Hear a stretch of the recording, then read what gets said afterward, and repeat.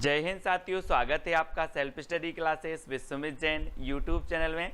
दोस्तों आज के इस वीडियो में हम पढ़ने वाले हैं आदिकाल की टॉप 20 रचनाएं, ठीक है। और आज आपको मैं ट्रिक से बताने वाला हूं। मैंने आपको रीतिकाल की रचनाएं याद करवा दी, भक्ति काल की भी याद करवा दी। अब दोस्तों आदिकाल की टॉप 20 रचनाएं याद करवाने वाला हूं आज की वीडियो में। सिर्फ पूरा वीडियो आपको जरूर देखना है, ठीक है।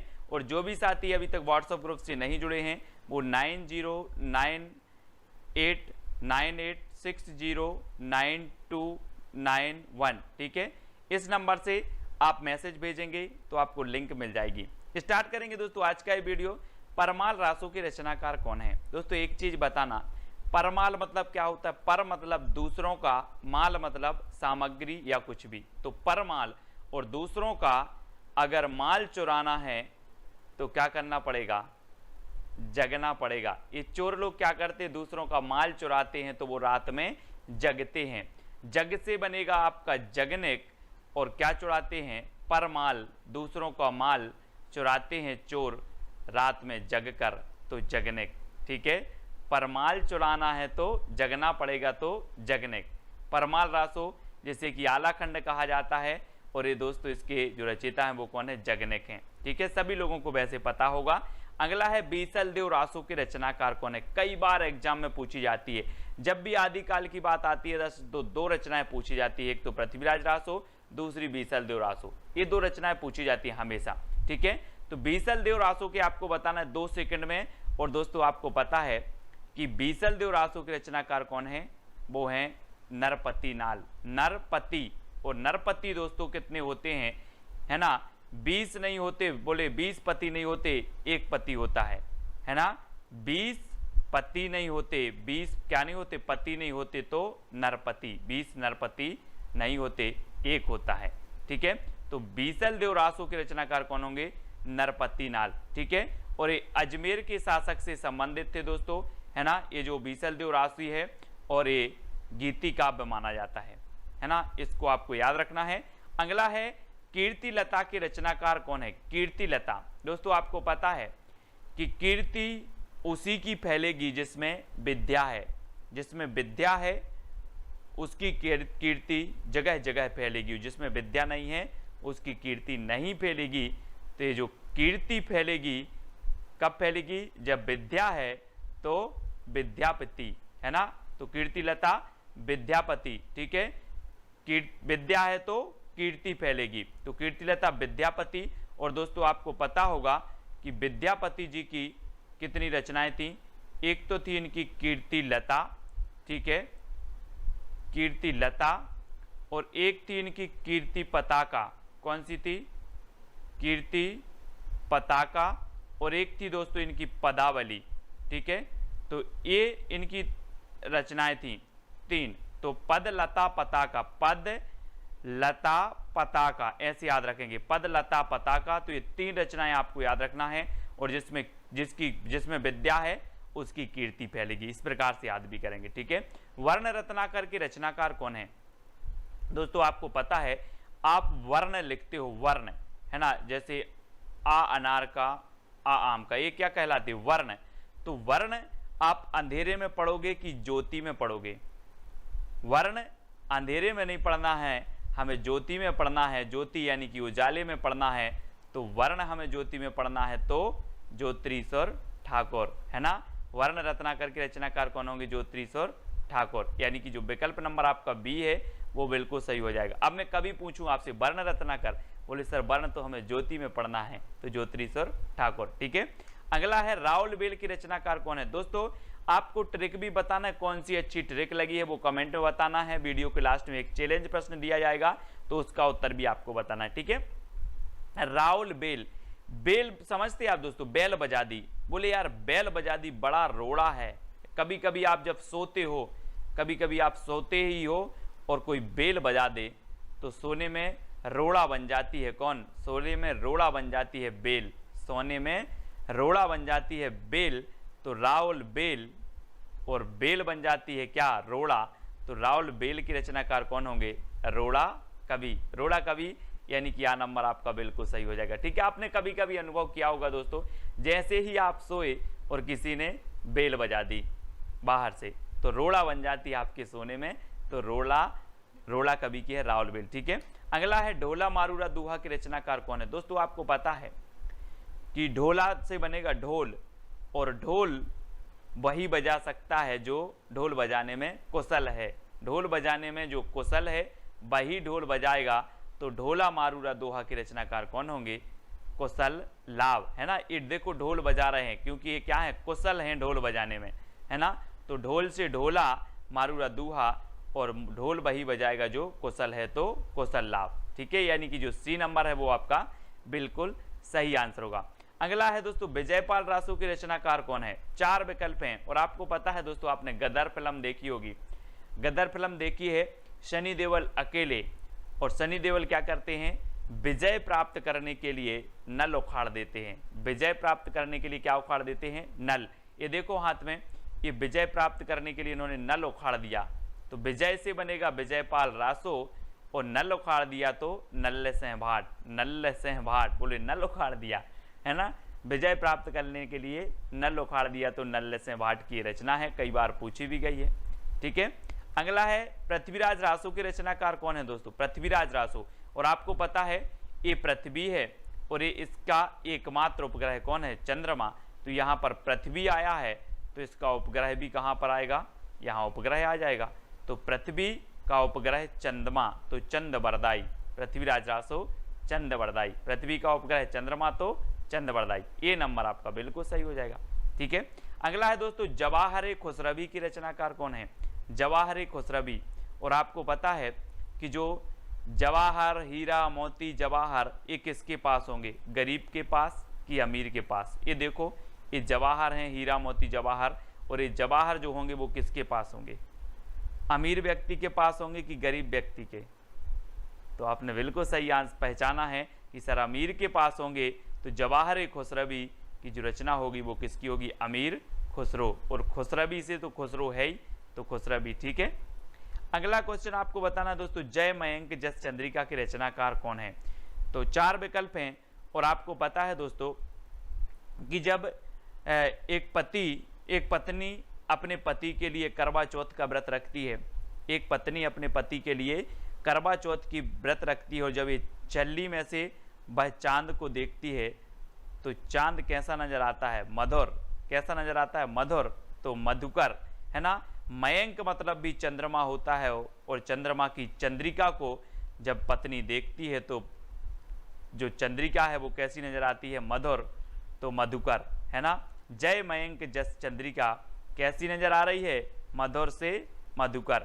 ठीक है, जय मयंक जस चंद्रिका नजर आ रही है, मधुर तो मधुकर। ठीक है, यानी कि जो सा नंबर है वो आपका बिल्कुल सही हो जाएगा, सा नंबर। ठीक है, अगला है खुमान रासो के रचनाकार कौन है। दोस्तों आपको पता है खुमान मतलब होता है दीर्घायु। खुमान मतलब क्या होता है, दीर्घायु, लंबी आयु। ठीक है, लेकिन खुमान रासो, खुमान एक पदवी भी थी शिवाजी की, है ना। इन्हें खुमान की पदवी दी गई थी। और खुमान रासो की जो रचनाकार होंगे वो कौन होंगे, दलपति विजय। खुमान से बनेगा दोस्तों आपका गुमान। और हम बोलते ना कि गोरे रंग पे ना इतना गुमान कर। कभी कभी कोई दल का पति विजय प्राप्त करता है तो उसे गुमान हो जाता है, गुमान। तो गुमान से खुमान, गुमान से खुमान, है ना। दल का पति अगर विजय हो जाता है तो उसे गुमान हो जाता है, तो खुमान।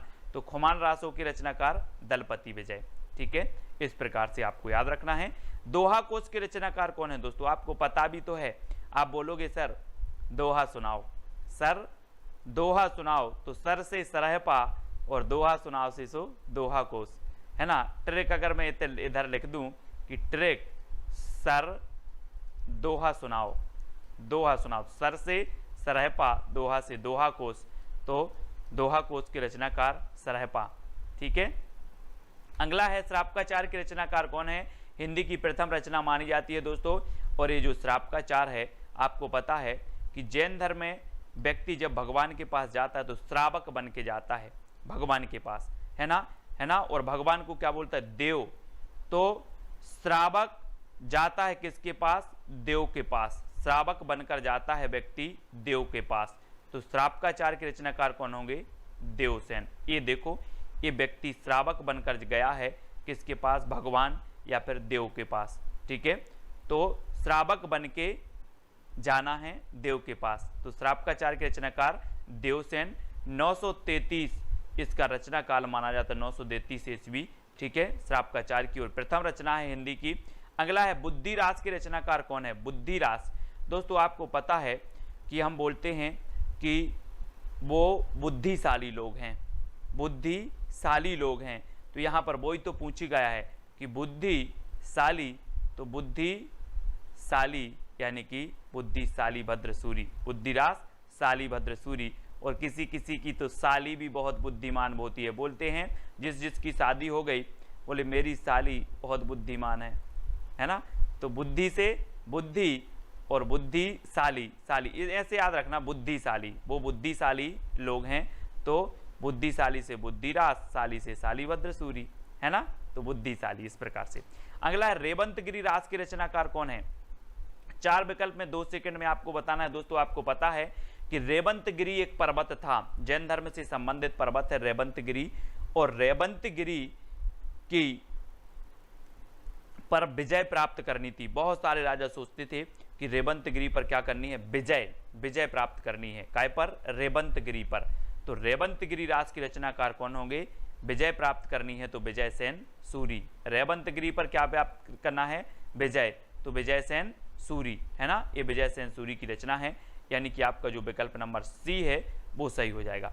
अगला है चंदनवाला रास की रचनाकार कौन है? दोस्तों चंदनवाला, हम जब मंदिर जाते हैं तो चंदन की आस लगा के जाते हैं, चंदन की आस, चंदन की आस। ये देखो ये महाशय चंदन की आस लगा के बैठे थे तो इनको चंदन लग गया। तो याद रख लेना, चंदन की आस तो आसगु, चंदन की आस तो आसगु। ठीक है, चंदन वाला रास किसकी होगी? आस से आसगु, है ना। चंदन की आस, इतना याद करना, चंदन की आस तो आसगु कवि की है। कुमारपाल प्रतिबोध के रचनाकार कौन है? कुमारपाल प्रतिबोध। दोस्तों आपको पता होगा आजकल के जो कुमार हैं वो सोम रस बहुत पी रहे हैं, सोम, है ना। कुमार लोग सोम रस पी रहे हैं तो सोम प्रभ सूरी, सोम प्रभ सूरी इस प्रकार से याद करेंगे। कुमार लोग सोम पी रहे हैं तो सोम प्रभ सूरी, है ना। डी नंबर आपका बिल्कुल सही हो जाएगा। कुमारपाल प्रतिबोध की रचनाकार सोम प्रभ सूरी। कच्छुली रास की रचनाकार कौन है? कच्छुली रास आपको पता है दोस्तों, आपसे मैं पूछूं कच्छुली, कच्छुली बाजार गए थे कच्छुली, बोले हाँ मैंने तिलक लगाकर प्रज्ञा ली, है ना। प्रज्ञा तिलक, है ना। इस प्रकार से मैंने प्रज्ञा ली तिलक लगाकर, तो प्रज्ञा तिलक कच्छुली रास। बोले कच्छुली रास, कच्छुली, तो बोले हाँ ली, प्रज्ञा ली, प्रज्ञा, है ना। तो प्रज्ञा तिलक, कच्छुली प्रज्ञा तिलक, प्रज्ञा तिलक। ये देखो ये तिलक लगाकर क्या ले रहे हैं? प्रज्ञा ले रहे हैं, प्रज्ञा यानी कि प्रतिज्ञा, है ना, वही ले रहे हैं। तो कच्छुली बोले प्रतिज्ञा ली तिलक लगाकर। ठीक है, इस प्रकार से। जयचंद्र प्रकाश के रचनाकार कौन है? दोस्तों 4 विकल्प हैं और आपको पता है दोस्तों कि केदारनाथ में हमें क्या करना है? चंद्रमा का प्रकाश करना है। केदारनाथ में चंद्रमा का प्रकाश करना है, तो चंद्र से चंद्रमा और चंद्रमा का प्रकाश कहाँ करना है? केदारनाथ में, तो केदार भट्ट। चंद्रमा का प्रकाश करना है कहाँ? केदारनाथ में, तो केदारनाथ भट्ट, केदार भट्ट की रचना है जयचंद्र प्रकाश। जय मयंक जस चंद्रिका ये मधुकर की है ना। और जयचंद्र प्रकाश ये केदार भट्ट की है। ठीक है, अगला है दोस्तों हमीर रासों के रचनाकार कौन है? दलपति विजय, सारंगधर, केदार भट्ट या फिर सोमप्रभ सूरी। तो हमीर रासो कई बार पूछी गई है, याद रख लेना ये सारंगधर की है। किसकी है? सारंगधर। ठीक है, हमीर रासो सारंगधर, हमीर रासो किसकी? सारंगधर की। ये चीज बी नंबर आपका बिल्कुल सही होगा। अब दोस्तों आपको कौन सी ट्रिक सबसे अच्छी लगी है वो कमेंट में आपको लिखना है। ठीक है, और सभी लोग इस प्रश्न का उत्तर बताएंगे, है ना। जितने लोग ने भी ये वीडियो देखा है सभी लोग को एक चैलेंज प्रश्न है कि सरहपा को हिंदी का प्रथम कवि किसने माना है। ठीक है, और वीडियो कैसा लगा कमेंट के माध्यम से बताएंगे, और ये चैलेंज सभी को स्वीकार करना है और उत्तर सभी को कमेंट में जरूर लिखना। मैं सारे कमेंट चेक करूंगा। ठीक है, वीडियो को सभी लोग लाइक करें, और सुबह 9:30 बजे रोज अपना वीडियो होता है दोस्तों हिंदी साहित्य का ट्रिकी वीडियो। रात्रि 9 बजे अपन हिंदी साहित्य का टेस्ट सीरीज पढ़ते हैं, तो ये 2 वीडियो होते हैं दोस्तों, और आप दोस्तों चैनल के ज्वाइन मेंबर बन सकते हैं। ज्वाइन मेंबर बनने के लिए ज्वाइन ग्रुप अलग से बनाया जाएगा, जिसमें ज्वाइन मेंबर रहेंगे, जहां पर बहुत सारी व्यवस्था रहेंगी। सबसे पहला तो आपका कमेंट हाईलाइट होगा, जब भी आप कमेंट करते हो इमोजी आपको मिलेगा, तिरंगा इमोजी मिलेगा, ठीक है। आपके लिए कुछ ऐसी क्लासें होंगी ज्वाइन मेंबर के लिए जो सिर्फ ज्वाइन मेंबर देख पाएंगे। ज्वाइन मेंबर का अलग से ग्रुप भी होगा, उनके लिए विशेष कुछ ना कुछ किया जाएगा। तो यहाँ पर आपको ज्वाइन मेंबर बनने के लिए दोस्तों सिल्वर प्लान है, 59 रुपये आपको पे करना होगा। ज्वाइन बटन पर क्लिक करेंगे तो वहाँ पर आपको व्यवस्था मिल जाएगी। सिल्वर प्लान 59 रुपये, ठीक है। गोल्ड प्लान में दोस्तों आपको 159 रुपये, और डायमंड प्लान में आपको 299 रुपये पे करके आप चैनल के ज्वाइन मेंबर बन सकते हैं और चैनल को सपोर्ट कर सकते हैं, ठीक है दोस्तों। अब वीडियो को लाइक करना है, और जो भी साथी व्हाट्सएप ग्रुप से नहीं जुड़े हैं उनके लिए 9098 60 92 91 ये नंबर है, इस पर आप मैसेज करें, आपको तुरंत ग्रुप की लिंक मिल जाएगी, है ना। और अपना एक चैनल है IAS स्टडी ट्रैक, ठीक है। ये यूट्यूब टेलीग्राम ग्रुप है, अगर टेलीग्राम आप चलाते हैं तो टेलीग्राम ऐप डाउनलोड करें, उसमें सर्च करें IAS स्टडी ट्रैक और ज्वाइन हो जाएं, ठीक है।